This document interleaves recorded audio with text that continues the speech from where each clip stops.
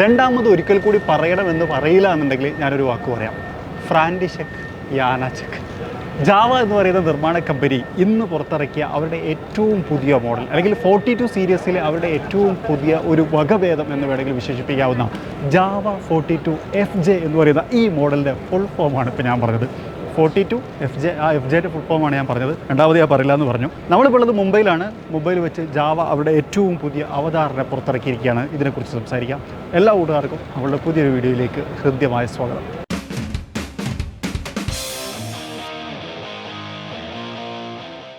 അപ്പോൾ ഇതാണ് Java 42 FJ എന്ന് പറയുന്ന മോഡൽ. അതിൻ്റെ FJയുടെ ഫുൾ ഫോം ഞാൻ നേരത്തെ പറഞ്ഞിട്ടുണ്ടായിരുന്നു, ഇനി ചോദിക്കാതിട്ടോ ഞാൻ വീണ്ടും റിപ്പീറ്റ് ചെയ്ത് പറയുകയാണ്. രസമായിട്ട് പറഞ്ഞാണ്, അത്ര മാത്രമേ ഉള്ളൂ.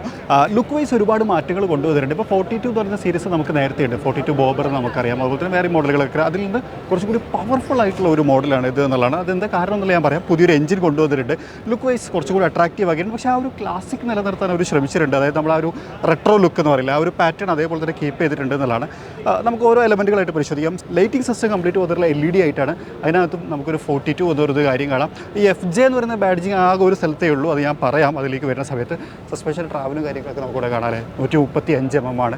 അപ്പോൾ തന്നെ ഒരു 100ൻ്റെ ഒരു വീല് കാണാം. ഇതിനകത്ത് ഇപ്പോൾ ഇവിടെ കണ്ടുകൊണ്ടിരിക്കുന്നത് അലോയ് വീൽ പാറ്റേൺ ആണ്. ഇതിനകത്ത് വയേർഡ് ആയിട്ടുള്ള പാറ്റേണും വരുന്നുണ്ട് ബേസ് വേരിയൻറ്റിലേക്ക് വരുന്ന സമയത്ത്. അതുപോലെ 320 mm ഡയമീറ്ററുള്ള ഒരു ഡിസ്ക് ബ്രേക്കും നമുക്കിവിടെ കാണാം. കുറച്ചുകൂടി വലിയ ഡിസ്ക് ബ്രേക്ക് ആക്കിയിട്ടുണ്ട്. അപ്പോൾ തന്നെ ഇവിടെ നമുക്കൊരു 42 എന്ന് പറയുന്ന ഒരു ബാഡ്ജിങ്ങും കാണാം. ടയർ സൈഡിൽ എന്ന് പറയുമ്പോഴാണ് ഇവിടെ നമുക്ക് ആ ഒരു റേഡിയേറ്റർ പോലത്തെ ഒരു പാറ്റേണും കാര്യങ്ങളൊക്കെ കാണാം. ഈ ഒരു ഭാഗത്തേക്ക് വരുന്ന സമയത്ത് കുറച്ചുകൂടി ബ്ലാക്ക്ഡ് ആക്കിയിട്ടുണ്ടെന്ന് പറയാം. ഈ ഒരു ഭാഗമൊക്കെ കാണുന്ന സമയത്ത് കുറച്ചുകൂടി സ്റ്റൈലിഷ് ആക്കിയില്ലേ. അതുപോലെ ഇത് ശരിക്കും പറഞ്ഞു കഴിഞ്ഞാൽ ഒരു സ്റ്റീൽ പാറ്റേൺ പോലെയാണ് കൊടുത്തേക്കുന്നത്. ഇപ്പോൾ നമ്മൾ കണ്ടുപിടിക്കുന്ന റെഡാണ്. ഈ ഒരു ഭാഗം നമുക്ക് പല പാറ്റേണിലും ചെയ്യാൻ പറ്റും. ഇവിടെ പല പാറ്റേണുകൾ അവൈലബിൾ ആണ്. ഇതിനിടയിൽ നിങ്ങൾക്ക് ഇങ്ങനെ കാണാൻ പറ്റും. അങ്ങനെ നമുക്ക് ചെയ്യാൻ പറ്റും. അതായത് ഈ ഒരു ഡിസൈനൊക്കെ മാറ്റാം. ഈ കളർ ഇപ്പോൾ നമ്മൾ കണ്ടുകൊണ്ടിരിക്കുന്നത് റെഡ് ആൻഡ് മാറ്റ് ബ്ലാക്ക് കളറാണ്. അത് പല കളറിലും നമുക്ക് അവൈലബിൾ ആണെന്നുള്ളൊരു പ്രത്യേകതയുണ്ട്. 42 എന്ന് പറയുന്ന ബാഡ്ജിങ്, ജാവയുടെ ബാഡ്ജിങ്. അതുപോലെ ഈ ഒരു ഭാഗത്തേക്കൊക്കെ വന്നു കഴിഞ്ഞാൽ കുറച്ചുകൂടി ഒരു ബ്ലാക്ക്ഡ് ഔട്ട് തീമിലേക്കാണ് കൊണ്ടുവന്നിരിക്കുന്നത്. ഒരു പുതിയ 334 cc എഞ്ചിനാണ്.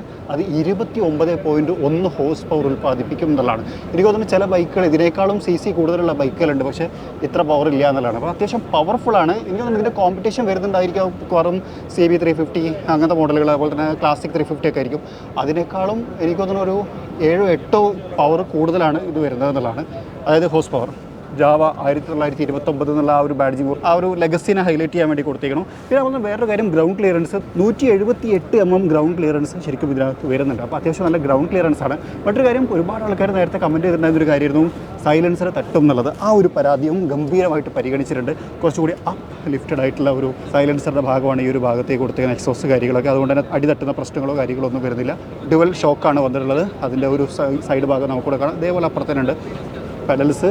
അത് ആ ഒരു പാനലിനകത്തൊക്കെ കൊടുത്ത് കുറച്ചുകൂടി ഭംഗിയാക്കിയിട്ടുണ്ട്. നമ്മൾ സീറ്റിലേക്ക് വന്നു കഴിഞ്ഞാൽ ഓക്കെയാണ്, കംഫർട്ടബിൾ ആയിട്ടുള്ളതാണ്. പക്ഷേ എനിക്ക് തോന്നുന്ന കാര്യം എന്ന് വെച്ചാൽ ബാക്കിലിരിക്കുന്ന ആൾ കുറച്ച് സ്ട്രഗിൾ ചെയ്യേണ്ടി വരും. കാരണം ബാക്കിലേക്ക് ഇങ്ങനെ നീങ്ങി പോകാനുള്ള സാധ്യത കൂടുതലാണ്. കാരണം ഇവിടെ നമുക്കൊരു തടസ്സമൊന്നുമില്ല. സേഫ്റ്റിയുടെ പരമായിട്ടാണ്. പുതിയ യൂത്ത് ഇന്നെ വെറുതെ തന്തവൈബാക്കരുത് അത് പറഞ്ഞിട്ട് ചിലപ്പം യൂത്തിന് ഇത് ഭയങ്കര ഓക്കെ ആയിരിക്കും എന്നുള്ളതാണ്. ഗ്രാബ് റെയിൽ 2 പാർട്ടായിട്ട് കൊടുത്തേക്കണ പോലെയാണ് കൊടുത്തിട്ടുള്ളത് എന്നുള്ളതാണ്. റെയിലേക്ക് വന്നു കഴിഞ്ഞാൽ ഇൻഡിക്കേറ്ററും കാര്യങ്ങളൊക്കെ കാണാം. ആലോചനയാണ് ഇൻഡിക്കേറ്ററും കാര്യങ്ങളൊക്കെ കൊടുത്തതാണ്. എല്ലാ ലൈറ്റിങ്ങും LED അല്ല, LED ഹെഡ് ലാമ്പ് മാത്രമാണ് കൊടുത്തിട്ടുള്ളത് എന്നുള്ളതാണ്. ബാക്കിൽ നമുക്ക് ഡിസ്ക് ബ്രേക്കും കാര്യങ്ങളൊക്കെ കാണാം. ടയർ രണ്ടും വ്യത്യാസമുണ്ട്. പുതിയതിനകത്താണ് കുറച്ചുകൂടി വലിയ ടയറുകളാണ് കൊടുത്തിട്ടുള്ളത്.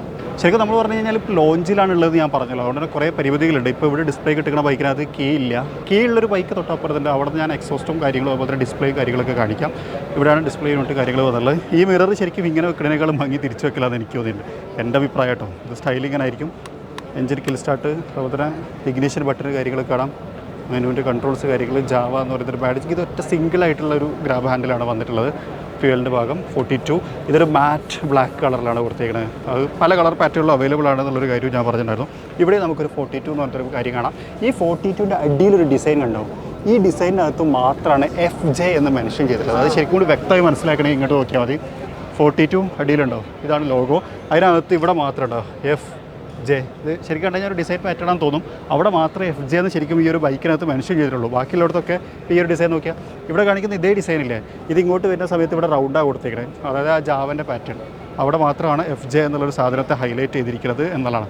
ഇരുപത് ചോദ്യം, ഇതിൻ്റെ പ്രൈസ് എത്രയായിരിക്കും എന്നുള്ളതാണ്. 199, 142, അതായത് 1,99,000 രൂപയാണ് ഇതിൻ്റെ സ്റ്റാർട്ടിംഗ് പ്രൈസ്. എക്സ്ഷോറൂമാണ് ഡൽഹി. നമ്മുടെ നാട്ടിലേക്ക് എത്തുന്ന സമയത്ത് പ്രൈസ് വ്യത്യാസം വരാം. വരാതിരിക്കാം. ഓൺ റോഡ് എന്തായാലും മാറും എന്നുള്ളതാണ്.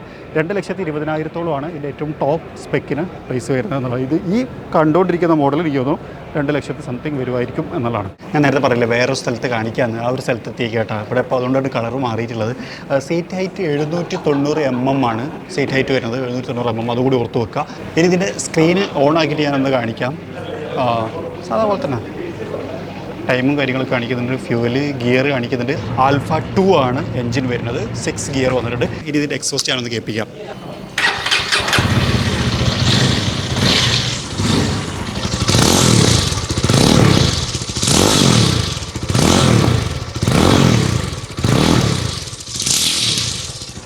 ഒരു ചെറിയ പൊട്ടലും ചീറ്റിലൊക്കെ ഉണ്ടല്ലേ. അപ്പോൾ ഇതാണ് സംഭവം, ഇതിൻ്റെ എക്സോസ്റ്റ് നോട്ടും കാര്യങ്ങളൊക്കെ. ഇതാണ് ഏറ്റവും പുതിയ ജാവ FJ അല്ലെങ്കിൽ ജാവ 42 FJ എന്ന് പറയുന്നത്.